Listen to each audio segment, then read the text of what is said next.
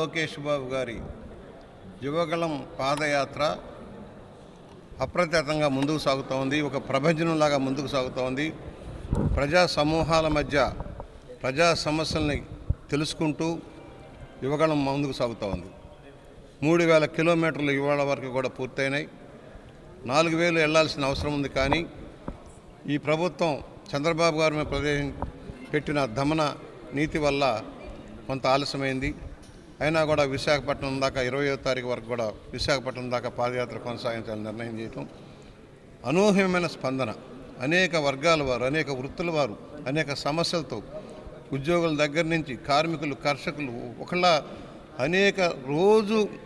అనేక సమస్యలకు రెడ్రెస్లు చేసుకుంటూ, సమస్యలు అర్థం చేసుకుంటూ, అవగాహన చేసుకుంటూ, ప్రభుత్వం వచ్చాక ఏ విధంగా వాటిని పరిష్కారం చేయాలి, ఏ విధంగా అభివృద్ధి చేయాలి, సంక్షేమాన్ని అభివృద్ధిని ఒక గాటగట్టి పేదరిక నిర్మూలనకు ఏ విధంగా ముందుకు సాగాలనే ఆలోచనతో యువగళం ముందుకు సాగుతోంది.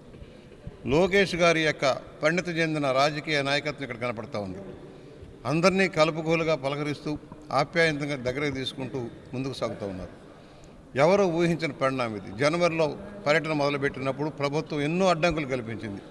వాళ్ళ అన్ని అడ్డంకులను అధిగమించి రాత్రనక కష్టానక కాళ్ళకు బొబ్బలెక్కుతున్నా కూడా నవ్వుతూ ప్రజల మధ్యకి వెళ్ళడం చరిత్రాత్మక నిదర్శనం.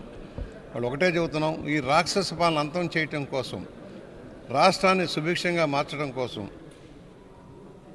ఉద్యోగ కల్పనకి అవకాశాలు కల్పించడం కోసం ముందుకు సాగటం కోసం లోకేష్ గారి పాదయాత్ర కొనసాగుతూ ఉంది.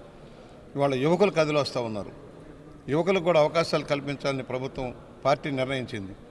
ఇవాళ ఒకటే కోరుతున్నాం, ప్రజలకు విజ్ఞప్తి చేస్తున్నాం. ఈ అరాచక ఆటవిక పరిపాలన వల్ల 20 సంవత్సరాలు ఈ రాష్ట్రం వెనకబడిపోయింది. అసలే విభజన వల్ల నష్టపోయాం. ఈ ప్రభుత్వ అసమర్థ విధానాల వల్ల, ముఖ్యమంత్రి చేతగాని తన వల్ల ప్రజలు ఇక్కట్ల పాలైపోతున్నారు. రాష్ట్రం అంధకార బంధురం అయిపోతూ ఉంది. అవినీతి విశృంఖలంగా ఉంది. భారతదేశంలో ఎక్కడ లేనంత అవినీతి ఈ రాష్ట్రంలో ఉంది. రైతుల ఆత్మహత్యలు పెరుగుతున్నాయి. బాధితులు పెరిగిపోతూ ఉన్నారు. దీనికి పరిష్కారం తెలుగుదేశం రావటం.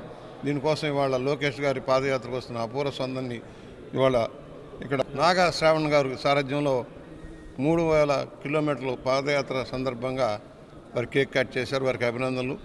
యువకులకి మార్గదర్శనం ఇస్తున్న లోకేష్ గారికి కూడా అభినందనలు తెలియజేస్తూ మరెన్నో కార్యక్రమాలు చేపట్టి తిరిగి తెలుగుదేశం పార్టీ అధికారంలో రావడం కోసం, వచ్చిన తర్వాత ఏ విధంగా ఖచ్చితమైన ప్రణాళికాబద్ధంగా అభివృద్ధి చేయాలన్న నిర్దిష్ట లక్ష్యంలో ముందుకు సాగడం కోసం, అన్ని వర్గాల ప్రజల ఆకాంక్షలు నెరవేర్చడం కోసం కృషి చేస్తామని మనవి చేస్తున్నాం.